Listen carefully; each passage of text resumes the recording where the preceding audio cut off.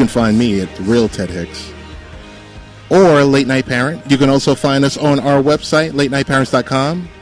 We are back. We were just talking about TeenSafe, the product TeenSafe, mobile phones. We were talking about monitoring software. Should we or shouldn't we? What are some of your thoughts on it? I think we had a pretty good conversation. Excited about it. I know our next guest is getting ready to come into the queue, Miss Rosalyn Ross, extraordinaire, probably one of my favorite guests on the podcast. I tell you that. Roz, how you doing? I am well. How are you, my friend? I'm doing well. I'm doing even better now that you joined the show. I'm telling you. Well, I'm so happy to come on. I just kept telling you, like, whenever you're ready, I'll be ready. I know. And this is something new, so I'm still cutting my teeth here on 1240 AM WGBB. Really excited to get you on here because there's so many topics to cover. I know we're not going to be able to cover them all today, but what's going on in your world? Well, let's see. I'm trying to remember, like, what has happened since we last talked. I can't remember if we talked about the role I got for $1 Million Quartet. We definitely hadn't talked about it on this new platform, so I'll mention it here. Okay. But I did. I finished taping a couple of weeks ago a role that I have for a show called $1 Million Quartet, which is about the origins of Elvis Presley and Jerry Lee Lewis and their time in Memphis working at Sun Studios. And that entire experience. And that's going to be a little mini-series starting this fall, the next television season on CMT. And I'm really excited about that because it's nice when something's filming in your hometown and you get called in to audition and you actually get the part. I mean, it's sort of like you're an actor, something's happening in your neck of the woods, you should be able to get a role, and I'm really thankful I was able to get that role. So that's what's going on with me.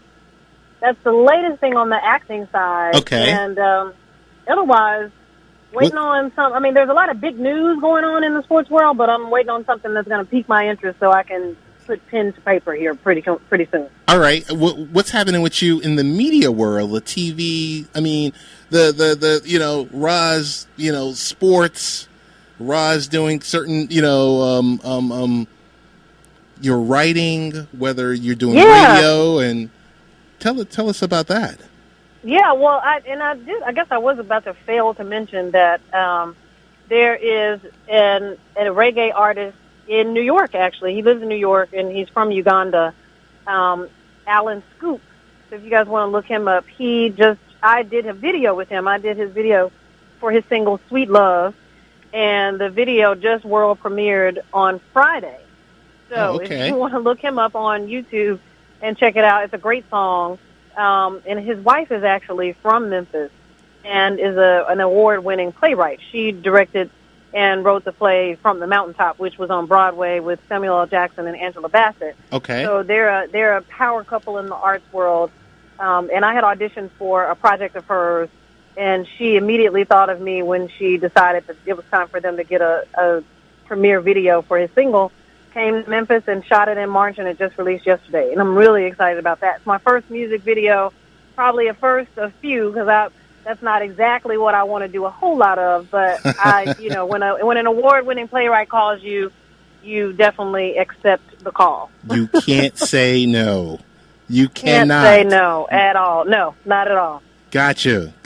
All right. Well, I mean, that's good to hear because it's always good to hear from you. I got to ask you this question.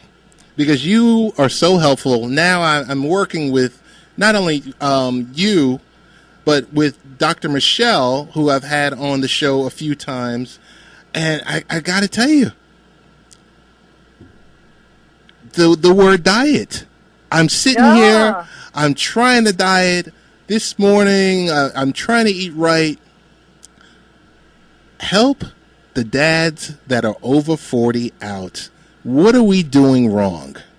Well, first of all, you got to get away from the word diet. It just puts way too much pressure on the shift. It's more of a transition in your eating habits. But when we use the word diet, I mean, it just places so much undue pressure on the experience, because diet is associated with a very particular goal and a very specific timeline. And when you start attaching to that, you very well may get the results. The unfortunate thing is the whole sentiment is almost temporary. And when you're trying to make a lifestyle change, because certainly if you've decided to go on a diet per se, it's because something's out of whack and you want to adjust it, whether whether you're looking to get your fitness level up or whether you're looking to lose weight, looking to lose body fat. There's a thing you're trying to change. But when you use the word diet in the verb form, right, then it starts to feel like a thing you're doing that's very temporary to make that adjustment. But you want to think of it long term. So you have to be realistic about what changes you can make and how long you can stick to them. I mean, because if you give up French fries for 3 weeks and lose 5 pounds and then go right back to eating French fries, then you know what I mean? You basically rendered the entire experience null and void. So I want my guys to think about transition, lifestyle change, as opposed to diet in the verb form. I mean, certainly when you talk about diet in the noun form where you're making a change in your diet, that's one thing. But when we start to look at dieting, it just puts you on a downhill path to destruction. But you and I have this conversation usually when we chat, and I know you had been coming along in some of the changes you had made, right? Like you've made some good adjustments. I've made some adjustments. I made a few steps back, That's backwards. the thing. It happens to us, yeah. The summertime is right here, and you're sitting there, and you're like, oh my goodness, yeah. I shouldn't have done this. I shouldn't have, there's certain things, the alcohol and that you're putting into your system, and you're like, oh my goodness. So I've been, going back and forth, but it's always good, like I said, now with Dr. Michelle and hearing your words of wisdom, and hearing my wife just say, you shouldn't be doing this or you shouldn't be doing that. I'm like, all right, that's something else. Wives are definitely the best anchor for these types of changes because, usually we're the ones who are paying enough attention and, taking a moment to say, okay, now that's not what you said you were going to do. Let's pull it back a little bit and stay with the program. But, right. It's just one of those things where the older we get, and by older we get, you could be in your mid-20s, but as long as you're living, you're getting older. And the busier life gets, you want to eat the wrong stuff. You're on the run, and we end up eating the wrong stuff, and then we're so tired, we got to commute to work and after work, and then we don't feel like adding in the gym to that commute. It's really tough. So I like to encourage anyone who's listening who has been challenging themselves to do better in the span of fitness and health, in the areas of fitness and health, but sort of feel overwhelmed by it. It is overwhelming because it's gonna require a change. Like every now and then I step outside of my body when my husband and I are at the gym at 7:00. And I'm like, I'm at the gym at 7 p.m. when I get home, I'm going to have to, I'm going to want to cook us something to eat so we don't eat bad. But, it's like you're doing this thing at 7, you'll probably end up cooking at 8. And then as soon as you get done eating, wait 30 minutes and go to bed. And then you start the whole thing over again. So right. It's definitely a challenge. You can't beat yourself up about how hard it is to start and how hard it is to stay with it. Just make one little step and you're on your way. All right. You've done enough. Here's my next non-sports related question for you. Sure. And then we're getting into sports. Okay. So, once again, a question that I asked you, and I think I asked this to you in 2014, 2015, and here it is again, 2016. Help the dads get into yoga. Sure. You got to find, dads, first name. Men are not typically flexible. Actually, my first overarching statement is yoga is not for flexible people. It's not a thing that's like, oh, if you're flexible, you should go to yoga. Like, there's not a prerequisite level of flexibility that you need to have before you come. Okay. The second thing is when you get there, your instructor will have you doing things that will reflect the level of flexibility that you have in your body. And so men, as you're looking around the room at women who are very easily doing forward folds and your instructor is telling you to, lift your leg up high out to the side and do a big stretch, that's, men usually have tight hips. They usually have tight shoulders. They don't generally have the same level of flexibility that women have. So a lot of times my guys come into a yoga class and they get irritated and intimidated because when they hit their first forward fold, they can't touch their hands to their toes and they feel like they shouldn't be in the class. Right. The thing is, you got to stick around, right? Because yoga is about flexibility and strength. And quite frankly, women don't usually show up to a yoga class with the type of strength that men do. So it's a perfect yin and yang experience to me for men and women. The thing is, women are far more patient and they don't have the whole machismo thing going. So usually we'll stick around and wait till the arm strength builds up and we can do all these headstands and we can go upside down. Men, you guys get all frustrated as soon as you can't do the first forward bend. So hang in there. Find a yoga class. If you've never done yoga, then you want to find a class that's alignment-based, meaning that the instructor moves you into postures but is very much so focused on making sure your body is in the right position. Like when you're in a lunge, your knee needs to be stacked over your ankle to protect your knee. So if you're in an alignment class, in a beginner's alignment-based class, then your instructor will be very focused on that and will keep you safe. So once you do that, once you get into the right type of beginner class, it's just about staying patient and not doing the man spaz out on me, where the men are like, I can't believe this woman next to me can do this and I can't do it. Don't spaz out on me, guys. Hang in there. Oh, my goodness. Now we get to the bread and the butter, the NBA.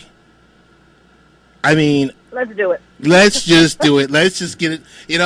And the question I've been waiting to hear from you, because I follow you on social media, and maybe I missed it because I think you had a social media blackout or shutdown or I don't know if it had something. I know what's happening. Oh my goodness! What's coming? Well, the main question I want to know: are you happy? Are you not? Here's the two questions: A, Kevin Durant going to the Warriors. Oh, okay, all right. And B, Mike Conley getting $153 million. Come on. I knew Mike Conley was going to be. Come on. I knew Mike Conley was going to be in this thing. I thought both parts were going to be about Mike Conley, actually. So I'm relieved that I have at least a couple of seconds where I can talk about something other than Mike Conley. All right, so Kevin Durant, I was one of the people who was very critical of LeBron going to South Beach. Yes, you were. And I was very critical. And so I can't now be hypocritical by saying I'm okay. Like, more than anything, I am bound by my resistance to being hypocritical as it relates to Kevin Durant. Okay. I feel like there was a great opportunity for him to stick around in OKC and to continue to be the man, or man A, on the other side of man B with Russell Westbrook. And I think there may have been an opportunity for them. I mean, heck, they had the Warriors up 3-1 in the Western Conference Final. I mean, they were right there going to go to the finals. Come on. So, I wonder how much the change in coaching had to do with it. I mean, it appeared he had a pretty decent relationship with Billy Donovan. Billy Donovan seemed like he gave some of the best press conferences I've ever seen. Like, he was very much in control, seemed very poised for a first-year coach of a very big, important team in a very tough conference. But I do wonder about, the change of the guard and if there was some sort of, maybe some resentment, because it seemed like Kevin Durant and Scotty Brooks were, pretty, and they came into OKC together, so it seemed like they had a pretty good relationship. Correct. You wonder how much the coaching change affected that. I don't. Where I probably am going to be a bit hypocritical is Kevin Durant is not LeBron James. So had he made this change to any other team, if he had gone to any other team matched up with a couple of superstars, I would. He's not the best. He is not the best player on the planet. So short of him being the best player on the planet, it's reasonable to think that he may need two other guys. LeBron was the best player on the planet. He should have only needed little ancillary players, blah, blah, blah. Okay. The problem is to go to the team that you had up 3-1. Come on. And ultimately flip the tables on you, put your team out. It just feels like a huge slap in the face. And it's very telling to me about his relationship with Russell Westbrook, which they had been telling us it was okay the whole time. I got to think it was bad. But because not only did he go, he went to an arch rival. And now, they're going to be a force to be reckoned with. But he's going to be a part of a team full of guys that are awesome, as opposed to the opportunity he had in OKC. It remains to be seen. They're going to have to work it out. It seems like he's going to fit right in easily to the offense, but still, they're going to have to work out the logistics of what the spacing is going to look like on the court, who takes the last shot, all of the same stuff that happened when LeBron went to Miami. Was it going to be Dwayne Wade's last shot? Was it going to be LeBron's last shot? Same stuff here. Who gets to pull up from crazy three-point range more? Is it him? Is it Steph? Is it Clay? Who knows? I'm excited to see the thing, this new thing functioning out on the floor for Golden State. But it's tough on me. It's tough on me watching him leave and go to these folks who he had down 3-1. Roz, that's the biggest thing to me. Roz, I got to jump in here and say it's tough for me to watch this as a fan. Yeah, it is. It is. It's very tough to watch as a fan. And I don't want to be one of these people that's talking about the golden age of, Jordan stuck around. But, it's not necessarily golden age. We had Tim Duncan retire this week, possibly, the greatest power forward, if not one of the top two. Stayed with the same team the whole time, weathered the ups and downs. And Kobe Bryant did the same thing, having retired early this year. And it's just kind of the way you want to think about these iconic guys, that they do that thing. They hang around, and they make their teams iconic and the cities iconic. It is very tough to watch as a fan. Where I have to make sure I keep my fan ego in check, though, is when I'm tempted to start getting on the other bandwagon of, he just should have stuck around, he should have stayed, he shouldn't have gone after the money. These guys get to make that type of decision. Certainly the general manager, certainly the management of the OKC Thunder, if they had decided they didn't want to be bothered with him, it's kind of like a right to refuse work environment.